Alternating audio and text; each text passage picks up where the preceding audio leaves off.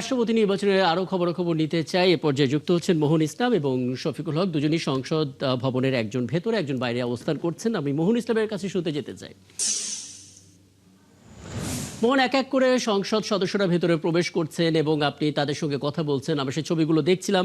আরও একটু জেনে নিতে চাই কার কার সঙ্গে আপনার কথা হলো এবং কি কি বললেন তারা, প্রত্যাশা এবং ৭০ অনুচ্ছেদ নিয়ে বিশেষ করে কোনো মন্তব্য পেয়েছেন কিনা তাদের একটু জানাবেন আমাদেরকে। মোহন। রাকিব, দেশের ২৩তম রাষ্ট্রপতি নির্বাচনের যিনি প্রধান রিটার্নিং কর্মকর্তা অর্থাৎ প্রধান নির্বাচন commissioner CSE AKM Nasir Uddin, আমরা কিন্তু দেখেছি একটু আগেই তিনি প্রবেশ করেছেন সংসদ ভবনে, অর্থাৎ নির্বাচনের যে কার্যক্রম পরিচালনা সেই কার্যক্রম কিন্তু বলাই যে আনুষ্ঠানিকভাবে সেটা শুরু হয়েছে এবং প্রস্তুতি তো সম্পন্ন হয়েছে। দুপুর ২টা থেকে ভোট অল্প সময় বাকি এবং আমরা দেখেছি যে এখানকার যারা ভোটাররা রয়েছে বিশেষ করে বিরোধী দল এবং সরকার দলের তারা কিন্তু আসছেন এবং তারা সংসদ ভবনের ভেতরে প্রবেশ করছে।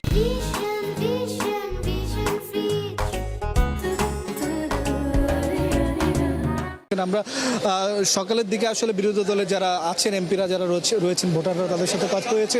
তাদের ১২টায় একটা মিটিং আছে, বৈঠক ছিল, সেই বৈঠকে তারা অংশ নেওয়ার জন্য একটু আগে গিয়েছে।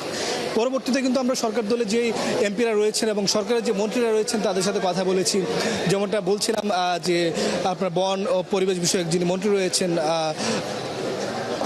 তার সাথে আমরা কথা বলেছি। তিনি কিন্তু বলেছিলেন যে এই নির্বাচনের মাধ্যমে যে রাষ্ট্রপতি নির্বাচিত হবে তার মাধ্যমে বাংলাদেশের নতুন গণতান্ত্রিক ধারায় প্রবেশ করবে এবং সেটা নিয়ে তারা খুবই আশাবাদী। এবং আরেকটি বিষয় দেখছিলাম যে তিনি বলছিলেন ৭০ অনুচ্ছেদ আসলে কোনো বাধার বিষয় না, এটা যেহেতু একটি সাংবিধানিক বিষয়, সাংবিধানিকভাবে তো সেটা মোকাবেলা করা হবে বা সাংবিধানিকভাবে সেটা প্রক্রিয়া অনুযায়ী সেটা চলমান থাকবে। এবং আরেকটি বিষয় বলি, যেহেতু এই রাষ্ট্রপতি নির্বাচনের পর আসলে একটি আপনি জানেন জুলাই সনদ বাস্তবায়নের প্রক্রিয়া শুরু করেছে, সংসদে বৈঠক চলছে, হচ্ছে, চলমান রয়েছে। সেই জায়গায় আসলে কিছু বিষয় রয়েছে যে এই রাষ্ট্রপতির ক্ষমতা থেকে শুরু করে রাষ্ট্রপতির দায়িত্ব বিষয়ে কিছু পরিবর্তন আছে। ফলে জুলাই সনদের এই দিনের পরে আসলে যখন রাষ্ট্রপতি নির্বাচিত হবেন এটার একটা বিশেষ মুহূর্ত বা বিশেষ একটা রয়েছে বিশেষ বিষয়। এবং আবার বলে রেখেছি যেহেতু বিএনপির মনোনীত প্রার্থী হচ্ছেন দলেরই দীর্ঘদিনের কাণ্ডারি, দলকে পরিচালনা করেছেন মির্জা ফখরুল ইসলাম আলমগীর, তিনি কিন্তু আপনার যেহেতু ক্যান্ডিডেট হয়েছেন, ফলে তার এখানে দলের যে নেতাকর্মীরা রয়েছেন তাদের